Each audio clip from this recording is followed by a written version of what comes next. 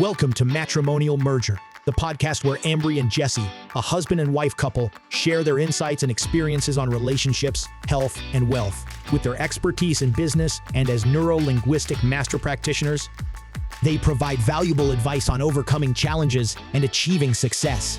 Join us for practical tips on navigating the intersection of personal and professional life.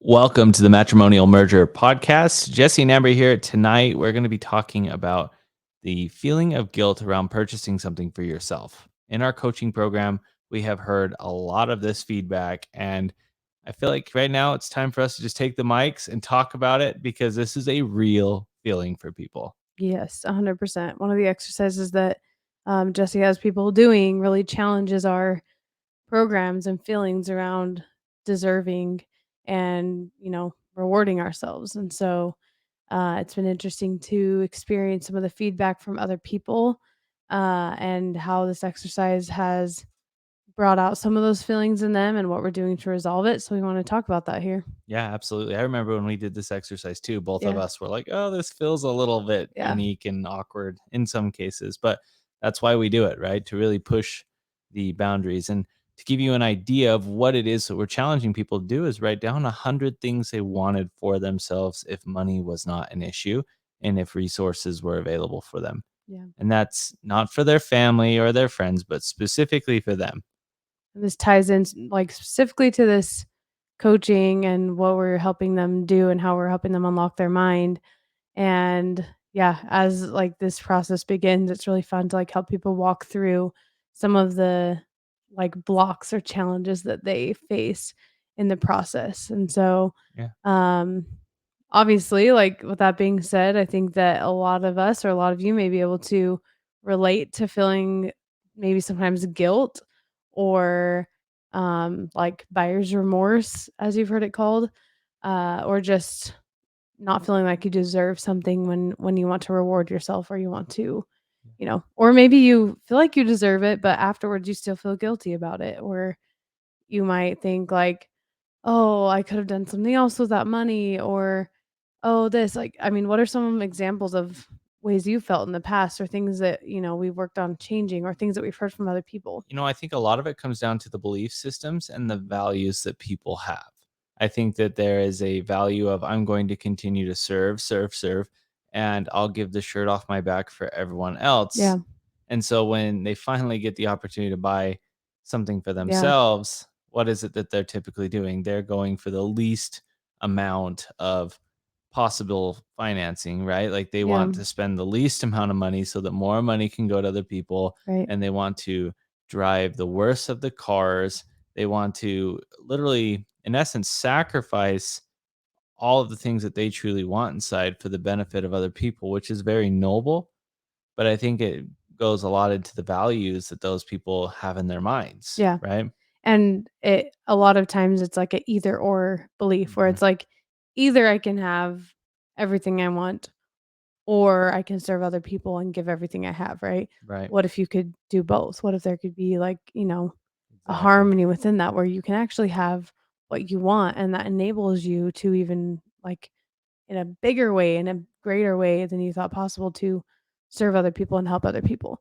100%. I had a conversation with a friend about this today about, sometimes some of us are programmed or we have a belief that giving everything we have and sacrificing everything for other people is almost like a heroic thing to do, right? And no matter what it takes away from your family, your needs, your time, just keep helping other people. And we've touched on this before in the past in other episodes, but it's a wonderful, beautiful part of life to be able to help people and to lift each other, right? And that's so powerful and necessary, I think, to our humanity and to our purpose here on earth. However, I think that sometimes it can become over the top where it actually hinders our growth. And we can only lift others so far, so high based on where we are at, right? So it would actually be beneficial to other people and to the people we're able to help to continue to focus on ourselves and to grow and learn ourselves so that we're actually able to lift them to an even higher ground, right? Even give them even more than we did before. 100%. So, I think a lot of the times too that maybe it's not just the values and beliefs, but maybe that there's financial worries, right? You're financially feeling totally. stressed, maybe your child needs shoes, but you need shoes too. And once again, going back to that either or, Yeah. instead of just saying, you know what, we're going to push through it and figure it out, there's the financial stress. Or in some cases too, maybe it may even be your environment. Maybe you're really wanting to upgrade your car, but you're worried about what your neighbors will think because it's, you Yeah. know, a very different style of car than Yeah. what the Or what your demographic is family in your will neighborhood, think. your family, right? Yeah. And some of that's environment and finances. And then once again, going back down to your values. Yeah. And it's something that you really got to check and ask yourself, like, why can't I have this? Because it's not materialistic. That's a myth. That's something that someone has said because they couldn't have that, or that they Mhm. haven't had the mindset that you can have Mhm. everything and that this world's abundant. And so they put a label on it as an excuse. Yeah. And what are you accepting in your mind as Yeah. the reasoning for you not getting what you want?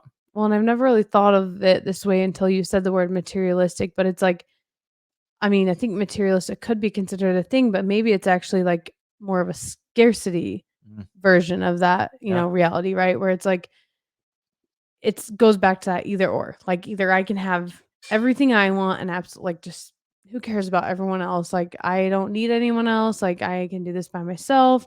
I'm independent. Like my world is me and nobody else, right? And right. that's your world.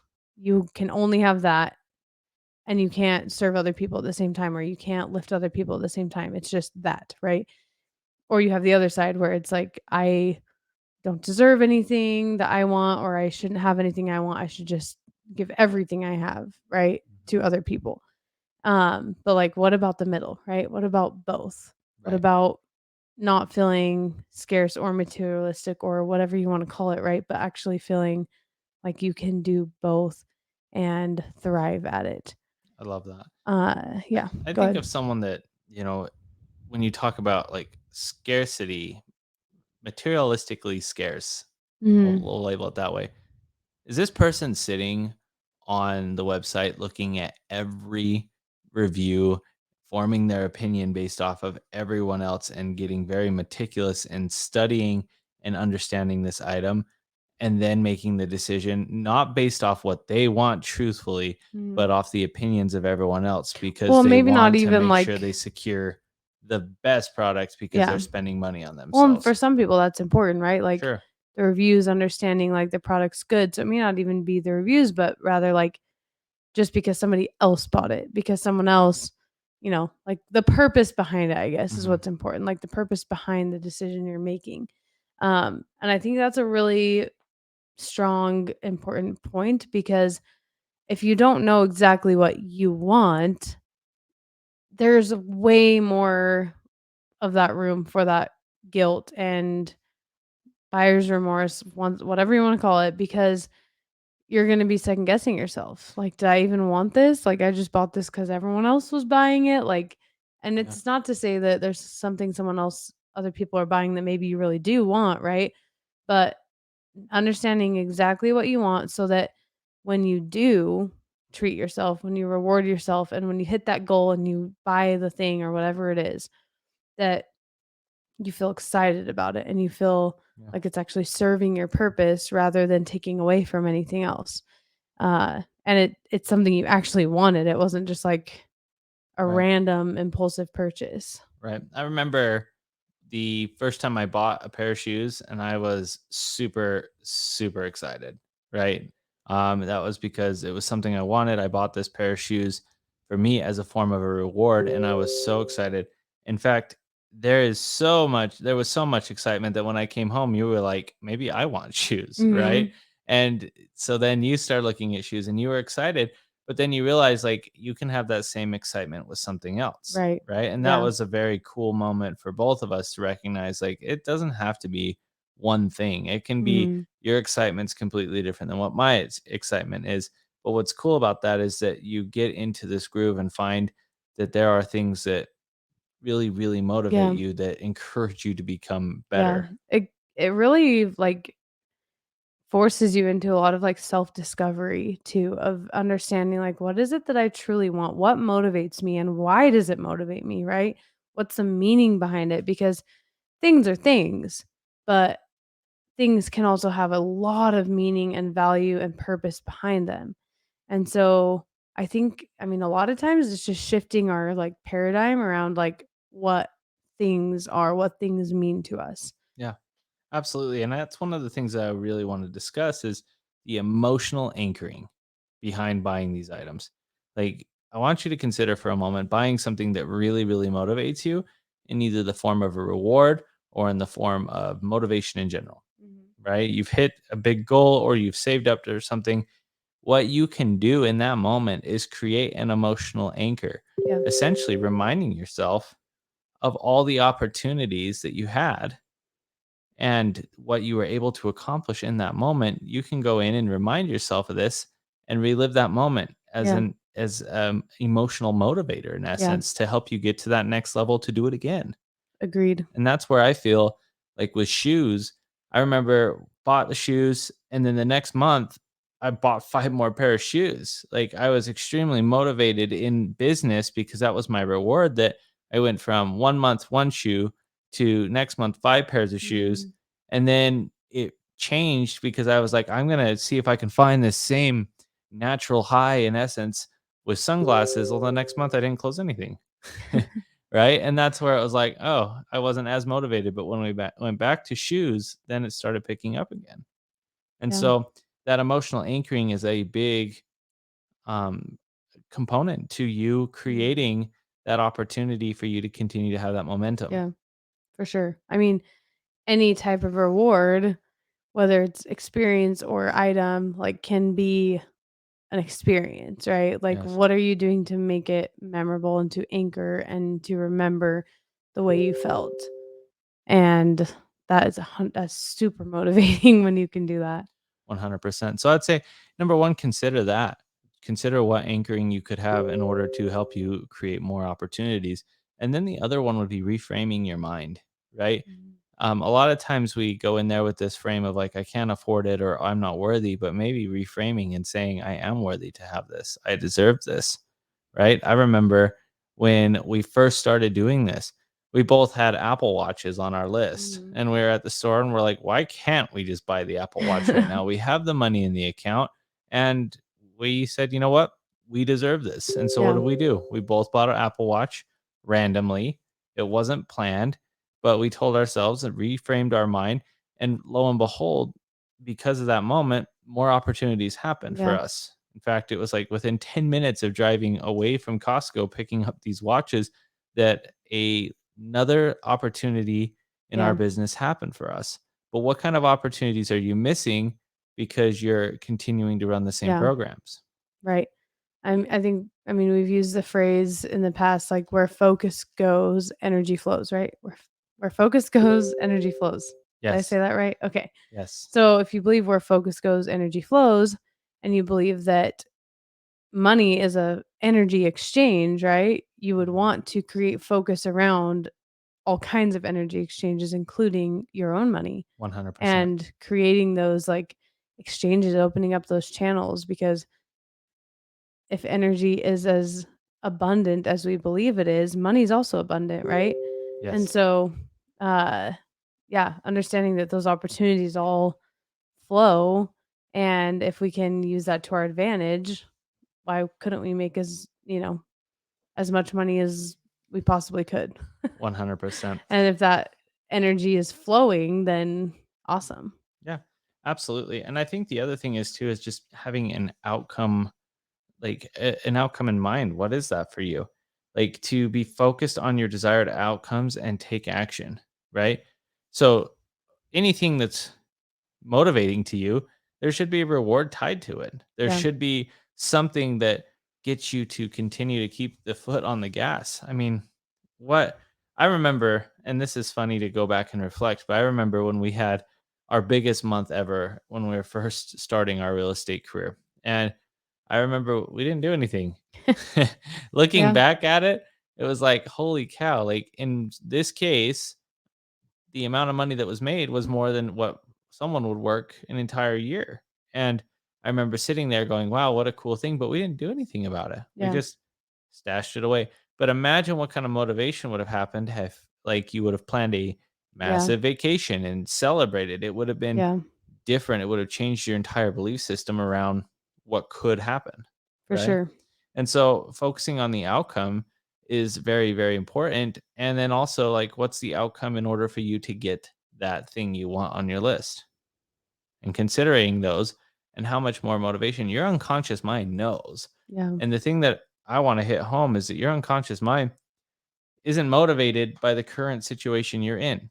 And that's Yeah. why we invite you to write down these 100 things. It's so that you can go in and tap into the unconscious mind and find something that really, really motivates you Yeah. so that your unconscious mind's on board and saying, okay, well, here's the resources and things you need to do in order to get there. Right. I love that. And I think a lot of times, like, you can ask someone a question and the immediate response is like, well, I don't know. Right. And that's just your conscious mind giving resistance because of some kind of emotion that maybe feels uncomfortable. Right. And then if you like ask again, well, like, okay, like ask them to think about it, challenge that a little bit. All of a sudden, like their mind starts going deeper and they do know they have an answer, like what is it that you want? Or where do you want to eat? Or what, anytime that resistance or hesitation comes into play, it's because they do know. There's a reason. There's something there. Mhm. So consider that with yourself. Like if you're like, I don't know what I want, like, I don't know, dig deep. Think Yeah. about it. Ask yourself, okay, so like what if I did know? What would it be? And your unconscious mind knows what it is that you truly want and the purpose behind it. So you just have to take the time to consider it. Yeah, honestly, I think that one of the biggest things you and I could hit home on this particular episode is when you say I don't know, you're in an emotional state of not knowing. You're in a Right? state of choice Yeah. to not know, right? And that's It's a very important. conscious choice. It's a conscious choice to say I don't know because you're trying to in essence throw up a gray area, Yeah. right? But Or you're avoid or the avoid. decision or the just avoid knowing. Right. Avoid speaking what you truly feel internally, Yeah, which we could go into a whole nother episode about the negative effects that absolutely. that would have on your body and the misalignment of your, Yeah, your energy sources or centers. Like yeah, it has a lot, and it's very yeah. interesting to consider. It is interesting. I mean, like a simple example would be like when we're first married. I remember, and I think a lot of people can relate to this. Like the classic, like, oh, where should we go for dinner? Like, what restaurant should we go to? I don't know, like, Hmm. and I almost always would say, "I don't know." And I really did know. Like, now looking back, I, like, laugh because 'cause I'm like, I knew exactly what I wanted." But in my mind, I've got all these wheels turning of, like, "Oh, that might not be exactly what Jesse would want or what whoever we're going with wants or whatever." And you put all these, like, filters and limitations over this, like, decision, Right. right? When at the end of the day, like, there's no rules. You should be able to get what you want. Yep. Even if, like, you and I want something completely different, we can both get what we want and go eat at home together or Yep. find a park to eat at or, like, and this is just a example of, like, in my mind, had created these filters of, like, well, if what I want and what Jesse might want isn't exactly the same, I want him to be happy, so I'm not even gonna say what I want. I'll just go with the flow and end up having, like, a bad attitude about it or just not enjoying dinner at all, and well, that's dumb, like, Yeah. and obviously you don't want that for me either, so it's like, voice what you want, let people know what it is that you need, and Right. then, like, there's a positive and healthy way to go about that too. I mean, it doesn't have to be like, "Well, I want this, and you want that, and so this is a problem." It's like, "Well, why can't you both get what you want?" I agree. You can I mean, if one person wants Olive Garden and the other person wants, like, I don't know, what's another Texas Roadhouse. Texas Roadhouse, like, get takeout at both places and go find somewhere to eat. Like, this is just a, you know, random example to show that, like, there's always a way and you can defy the filters. Like, Yeah. you might be like, "Well, that's weird, like, we don't get to go, like, sit down and enjoy." It's like, well, it can look different, but you both get what you want. Or maybe you're just assuming too that the other person wouldn't be okay Sure. with that, and therefore Yeah, you're exactly. not getting what you want, and the other person's Yeah, frustrated because it's like, I would literally eat anywhere to be with Right. you. And There's a lot of assumptions and yeah. yeah, how much of that is happening? Like, Mhm. I think of right now, if you came home and said, I really, really need this, Yeah. right? I'd be like, great, go make it happen. But I know in the same breath, if I came home and said the same thing, you would feel the same way. But in some cases in the past, I put limitations on myself. Ah, well, I actually don't really need that. That's okay. And then Right. there was this sense of like, oh, why do I feel guilty for buying clothes for me? Yeah. And even though I'd be really excited, one part of me is like, oh my gosh, yes, finally, I've waited for so long. And then the other part of me is like, I feel so guilty for spending this money.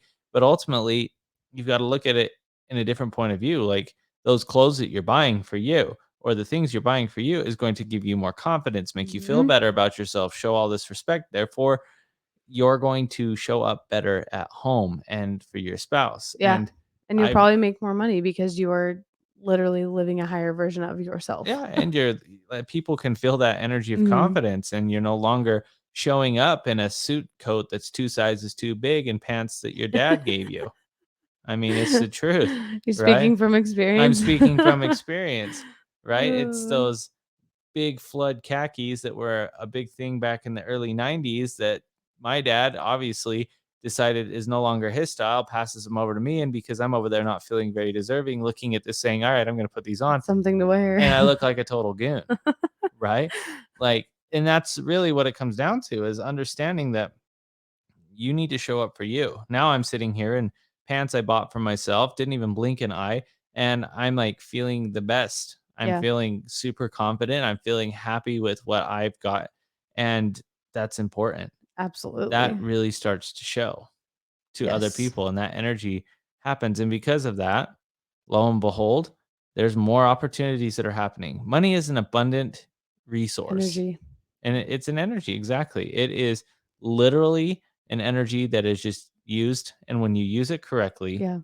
you're blessed with more energy. Well, if you think about that so simply, right? Like those that maybe like avoid spending money at all costs, they don't make as much money, No. right? Like if you're just looking at it like across the board, that is an energy that is being mirrored, right? Yep. And then you look at people that you might consider to be extremely successful and very good with their money or whatever, likely they're exchanging a lot of energy in the form of money Hmm. and also aligned with the energy in their life as far as like relationships, business, and all these things work together. But money is an energy; it's an Yeah. energy exchange.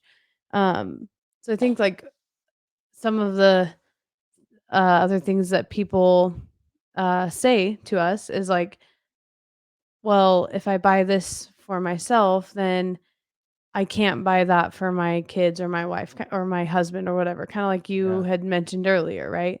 Who gets So, the shoes? yeah, Right. who gets to choose? Or, well, if I buy this for me, then I should spend the exact same amount of money on Ooh, that's a big one somebody too. else, like or, and that's an interesting one because, like, realistically, it doesn't need to look and once again, that's a filter and assumption, right? Right. Like, that it has to be fair or has to be equal. Well, it doesn't matter, right? If it's your reward and if it's something that makes you happy, it doesn't matter if it costs, like, $500 or $5,000 or $50. Right. It's the feeling behind it, and it's the purpose of it. So I mean, I look at our cars, right?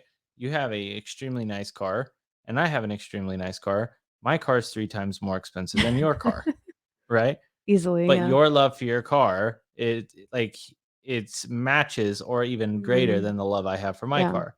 It doesn't It's, like, matter. perfect for what I want right now. Exactly. It's the feeling. Someday my car will be 3 times the cost of your Ooh, current car. okay, let's do it.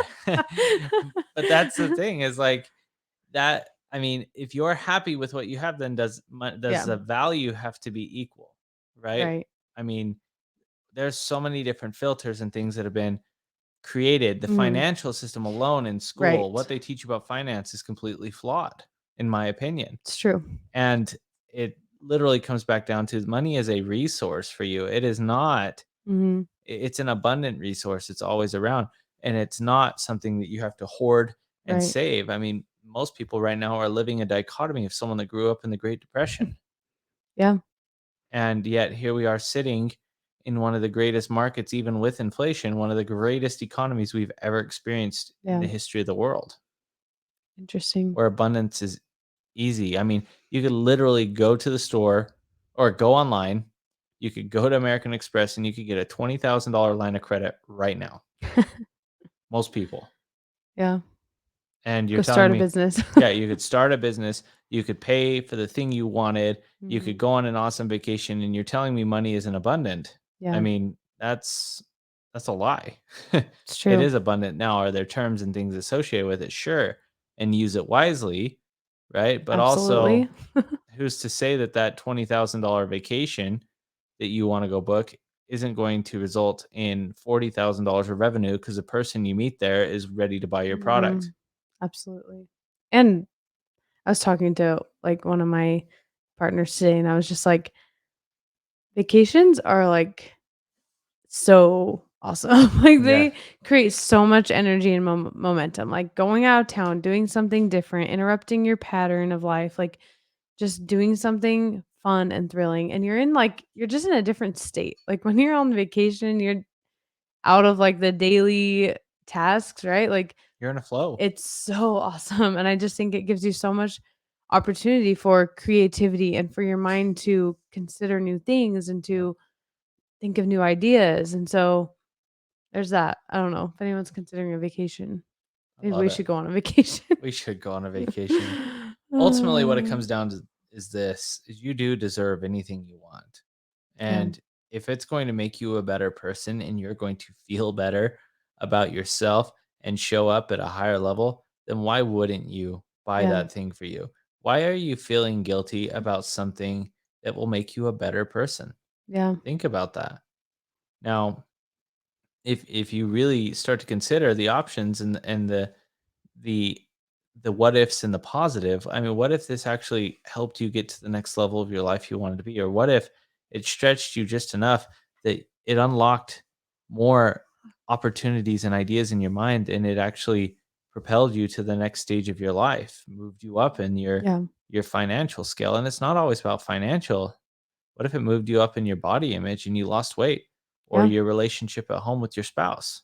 yeah. All of these things, like optimizing all of these areas of your life only help the others, right? It's like pillars. They Yeah. all compound on each other.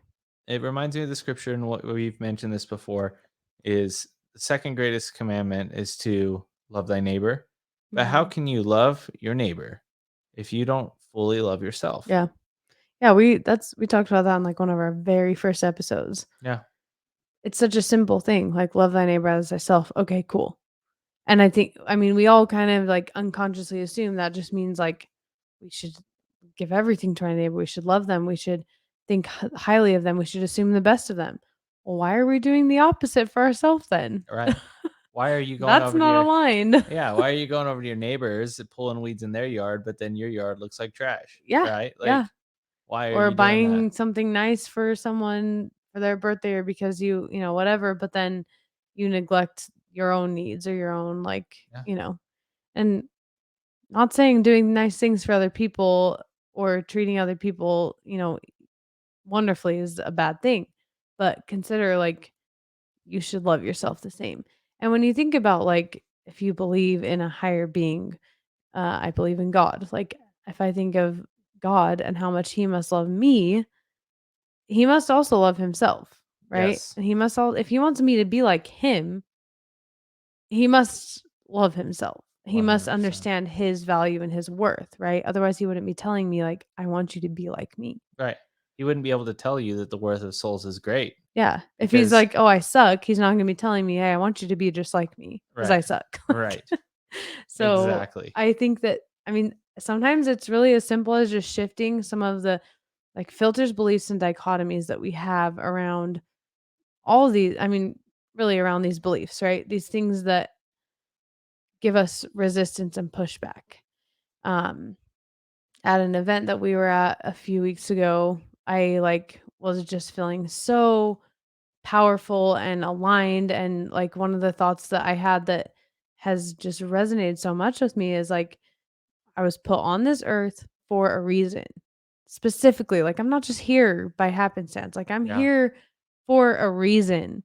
And I don't think I was put here to just like resist life and to resist growth and to resist being the very best version of myself. I was here to create that. Mhm. So I wasn't put here to resist, but to create instead. And so sometimes I think simple things like that, simple shifts of dichotomies or beliefs can change the way that we respond to that resistance. Like, oh, why am I resisting this? And how can I actually shift this and turn this around into creation, to creating something, doing what I was put on this earth to do? I love that so much, and I think, honestly, we could just end the show there and create another show off of that statement, right? Because you're right.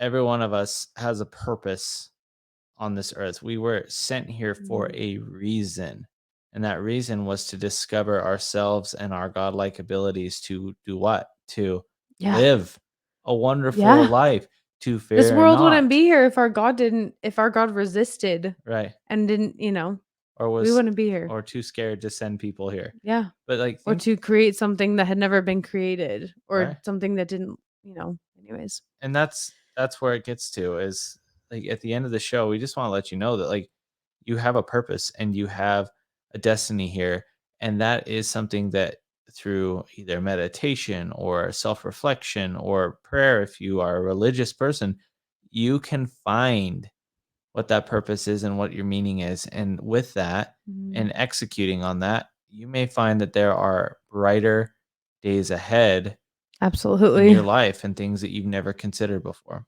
And it's already there. It's in you. You just have to take the time to become more consciously aware of what your unconscious already knows and believes that 100%. you're capable of. You give your time to everyone else, but when's the last time you've given time to yourself to sit down and Yeah. determine who you are? Yeah. And And that's I mean, I think what our first or second episode, it's all about you. We literally talked about how like everyone around you, especially those that you love most and those that you strive to be your best self for, they deserve your best self. They want your best self. So what do you need to do to become that person? What are you resisting that instead you could turn and create, right? 100%. Just want to say thank you so much for listening to the Matrimonial Merger. We appreciate your support, and we look forward to being with you next week. Have a great week, everybody. Thank you for tuning in to the Matrimonial Merger Podcast. We hope you enjoyed this episode and found it informative and entertaining. If you did, we would love it if you could share this podcast with your friends and family who might also be interested in topics related to marriage and relationships. And if you have a few minutes, please consider leaving us a review on your favorite podcast platform. Your feedback helps us improve the show and reach more listeners like you. Thanks again for listening to the Matrimonial Merger. We'll be back soon with another episode.